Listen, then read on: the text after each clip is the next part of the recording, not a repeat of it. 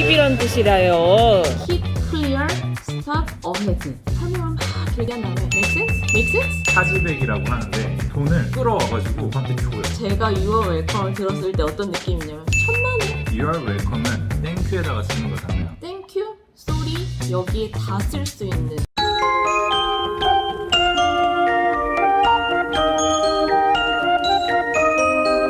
지금 여기가 어디죠? 여기 프리먼트에 밥 먹으러 왔어요. 왔는데 제가 이 단어가 뭐냐고 물어봤어요. 그레튜이티. 그래서 오늘 공부를 해볼 거예요. 이게 무슨 뜻이라고요? 팁이란 뜻이라요. 세상에. 대부분 미국에서는 나한테 서비스를 해주는 사람에 대한 그 비용을 식당 주인이 아닌 내가 지불을 하는 건데, 그런데 여기에 서비스 피가 이미 이렇게 나와 있잖아요. 저는 얘네한테 몇 퍼센트 팁을 줄지 고민하고 있었어요. 근데 여기 지네가 알아서 이렇게 20%를 떼버렸어요. 그래서 여기 밑에 써있는 설명이 그냥 자동으로 20%를 저희가 계산해서 추가했습니다. 그러니까 추가적으로 더 팁을 주고 싶으면 그래도 괜찮은데 그렇게 하지 않으셔도 괜찮습니다. 그리고 마지막 문장에 이게 있네요. I'll be happy to remove the service fee for any guests upon request. 팁을 내가 정하는 건데 왜 니네가 마음대로 정해서 주냐? 이런 사람들한테는 충분히 이거 빼줄 수 있다. 안녕하세요. 쌤.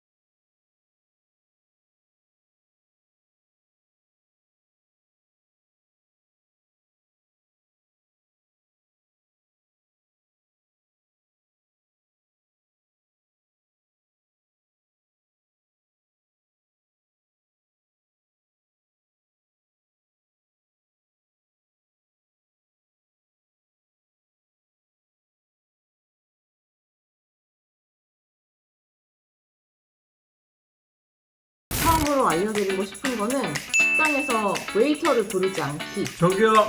이런 거 되게 안 좋아해요. 내가 돈을 내는데도 불구하고 종업원이나 바텐더 이런 사람들의 주의를 받아야 돼요. 뭘 주문하고 싶어요. 아니면 물을 더 마시고 싶어요. 한국이면은 그냥 저기요 뭐 이렇게 해가지고 달라고 하잖아요. 그게 아니라 여기서는 계속 눈치를 봐야 돼요. 우리 서버를. 그래서 나와 눈이 마주치도록 계속 이렇게 막. 또 재밌는 거는 나의 테이블, 우리를 맡은 서버가 정해져 있고 그 서버만 우리를 도와줘요. 그래서 식당 직원이 뭐 10명이 막 여기저기 왔다 갔다 해도 나를 맨 처음에 도와줬던 사람, 그 사람이 나한테 지정된 서버고 그 사람이 나한테 해주는 서비스에 따라 내가 팁을 부과를 하기 때문에 내가 다른 사람한테 잡아가지고 나 이거 좀 갖다 주세요 라고 하면 일반적으로는 매너가 있는 행동이 아니라고 보여질 수도 있어요.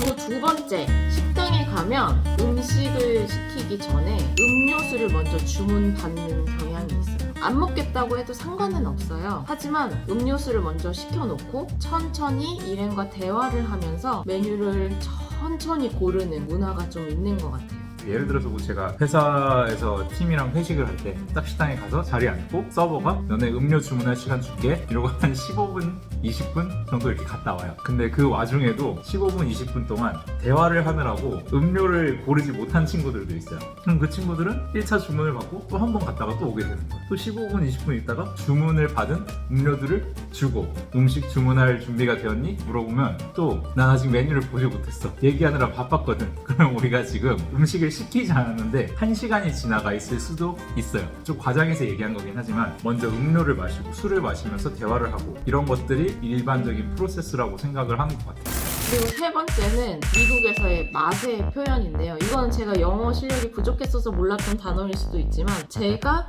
음식의 맛을 표현하는 데에 있어서 뭐 sweet, sour, delicious, yummy 정도가 제가 알고 있는 범주였는데 여기 와서 보니까 savory 발음 맞나요? savory라는 표현이 있었고 핏꼬리도 굉장히 많이 보이는 단어인 거예요. 식당 메뉴나 마트에 있는 그런 제품 포장지에도 많이 쓰여져 쓰여져 있는 표현이라서 맨 처음에 뭔지 되게 헷갈렸던 표현이었어요.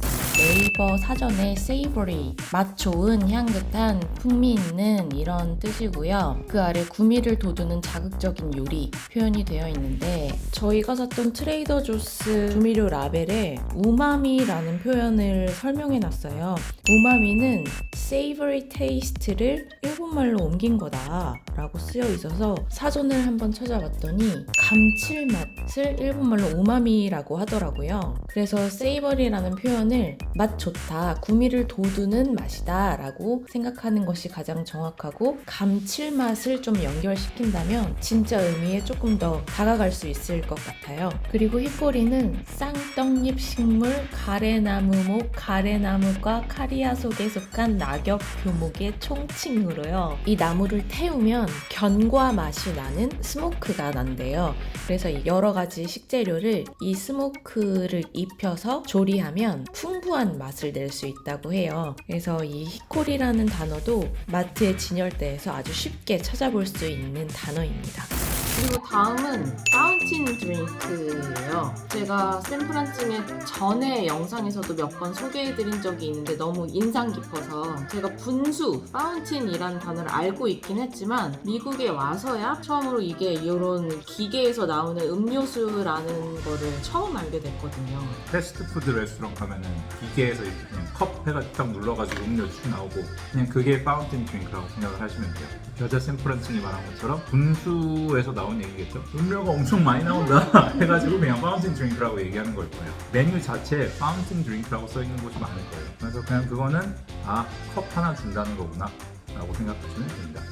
다음 표현은 How are you? 너무 흔한 표현이죠. 다른 영어 가르쳐주는 채널들에서도 워낙 많이 알려준 표현이긴 해요. 여기에다가 Fine thank you라고 대답하지 말아라.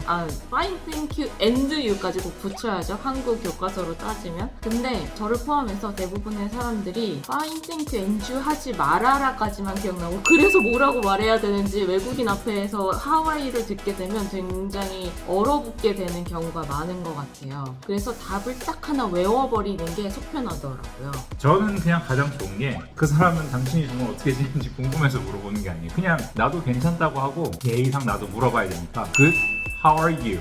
하고 다시 물어보는 거예요. Good, how are you?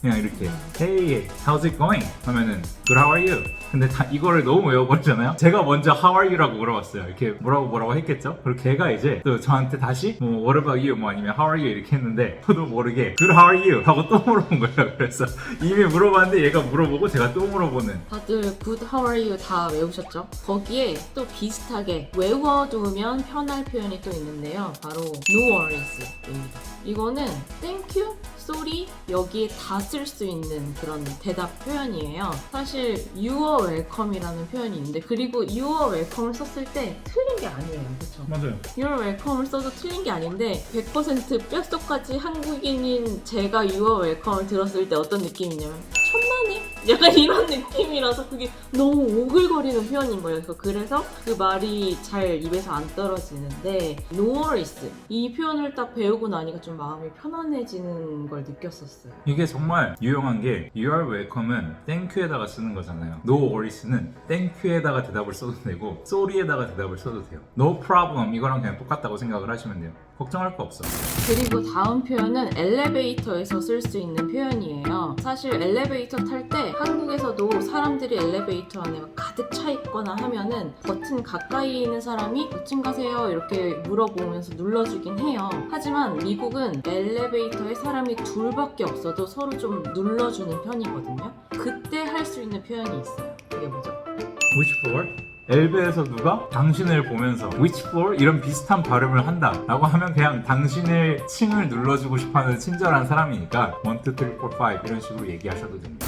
다음 표현은 make sense예요. make sense 다들 아시죠? 사전적 의미로 보면 이해가 된다, 말이 된다 라는 뜻이에요. 그런데 제가 교과서에서 공부한 제 머릿속에 남았던 가장 큰 의미가 This sentence doesn't make sense. 이 문장은 말이 되지 않아. 이런 걸로 저는 공부를 했었거든요. 그런데 제가 병원에 갔을 때 의사분이 저한테 설명을 막 길게 한 다음에 Make sense? Make sense? 계속 이렇게 물어보는 거예요. 근데 제가 기억이 기억에 남았던 make sense의 뜻은 말이 된다라는 의미였으니까 내 말이 되는 것 같니? 이렇게 말씀을 하시는 것 같은 거예요. 그래서 그쵸, 선생님 말씀이니까 말이 되죠. 이랬는데 그게 알고 보니까 너 이해가 되니? 라고 물어보는 거였어요. understand? 맞아. 이거랑 똑같은 거죠. 상대방이 잘 이해를 못했거나 혹은 내가 설명을 개떡같이 해가지고 이렇게 얘기했는데도 이해가 잘 되니? 라고 물어보는. 그래서 어쨌든 make sense? 하면 이해했니? 라고 생각하시면 됩니다. 그리고 이제 운전을 하고 갈 때 몇 가지를 좀 설명을 드리면 좋을 것 같아요. 운전하고 가다 보면 XING라는 표현을 종종 보게 돼요. 분명히 설명을 들었어요. 그 단어가 뭔지 들었는데 아직까지도 그게 그 단어인지 아니면 패싱인지 계속해서 헷갈리는 표현이거든요. 이 싱이 무슨 뜻이냐면 X가 크로스를 대신해서 쓰는 거고, 그래서 X를 크로스로 바꾸면 크로싱. 예를 들어서 뭐 산속에 운전하다 보면은 Dear Xing이라고 써 있어요. 사슴 여기 지나가니까 조심해라. 아니면은 노란 동그란 표지판에 까만색으로 이렇게 X가 돼 있고 양쪽에 R 두 개가 써 있는 게 있는데, 이거는 R 두 개가 Railroad, 그리고 이제 X는 아까 얘기했던 것처럼 크로스니까 Railroad 크로싱이어서 앞에 곧 기차 지나가는 곳 길이 있다. 뭐 간혹가다가 Pedestrian Xing이라고 써 있는 데도 있어요. 거기는 사람이 이렇게 보행하는 곳이니까 뭐 서행해라, 천천히 가라. 방금 설명했던 pedestrian crossing, 방금 또 틀렸어요. 그 크로싱 같은 경우에 그 도로에 쓰여 있을 때 순서가 pedestrian crossing 이렇게 되어 있어요. 그게 이유가 운전자가 운전하고 가는 그 순서대로 읽으라는 거죠. 이쪽을 앞쪽을 먼저 읽게 되잖아요. 그러니까 pedestrian crossing 이렇게 쓴 거고, 마찬가지로 keep clear, stop ahead 이렇게 쓰여 있어요. 그런데 특히 스탑 어헤드 같은 경우에는 한국인이라기보다는 운전 초보라서 스탑이라는 그 단어를 보자마자 나 멈추라고 이렇게 긴장하고 있다가 조금 더 앞으로 진행하다 보면 어헤드 조금 있다가 스탑 나온다고 이렇게 이해하게 되는 경우가 좀 있는 것 같아요. 이제 마지막으로 제가 일하는 게 이제 핀테크예요. 그래서 이제 은행과 테크 쪽에서 일을 하는데, 미국에는 되게 특이한 은행 시스템이 있어요. 한국에는 존재하지 않는 차지백이라고 하는데, 이게 무슨 역할을 하냐면, 내가 예를 들어서 물건을 샀어요. 나는 오레오를 시켰는데 허쉬즈가 온 거예요. 그래서 나는 이거를 환불해달라고 요구를 했는데 판매자가 해주기 싫다, 이미 난 다 보냈고 네가 알아서 해라, 이렇게 되면 내 카드를 발급받는 은행 있잖아요. 내 은행 계좌가 있는 은행에다가 이런 이유로 나는 타당하게 돈을 돌려받고 싶은데 얘는 환불을 안 해준다고 해. 이게 나한테 부당하게 청구가 된 것 같아 라고 은행에 얘기를 하면, 차지백이라는 시스템을 이용해서 돈을 그쪽에서 끌어와가지고 저한테 줘요. 차지백을 이제 하게 되면 판매자가 이제 얘가 이러했기 때문에 그 돈을 내가 받는 게 당연하다라고 그쪽에서 또 이제 증명을 해야 되는 단계가 되어요. 그래서 이게 만약 그쪽에서 또 증명을 해요. 그러면 다시 그쪽에서 증명한 정보가 타당하다고 생각이 되면 제 돈을 또 뺏어갈 수가 있어요. 근데 이거를 2번까지 할 수 있어요.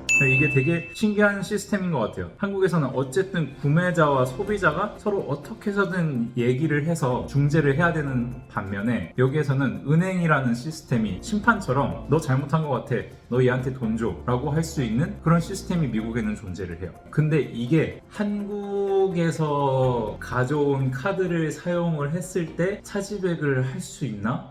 갑자기 궁금하네. 요거는 미국에 와서 이제 참고하시라는 것보다는 미국에는 이런 문화가 있다. 오늘 이렇게 제가 미국에 와서 새로 알게 된 표현, 그리고 미국에서의 문화 같은 것들을 몇 가지 설명해 드렸는데요. 이번 영상이 반응이 괜찮다면 2편도 준비해 볼 의향이 있으니까 저희가 2편을 좀 준비할 수 있도록 많이 관심과 좋아요를 부탁할게요. 좀 해주세요. 너무 꼴렁거리는 거예요. 그러면 꼭 2편에서 만나볼 수 있도록 많은 사랑 부탁드려요. 좋아요, 구독 꼭 눌러요. 감사합니다. 안녕. This is Chicken Joy Bucket Deal. It comes with 2 fountain drinks, right? Yeah. Okay. And then did you want your chicken spicy or regional? Can I get half and half? Half and half. And All then what side would you drumsticks. like? What side would you like? 1 mashed potato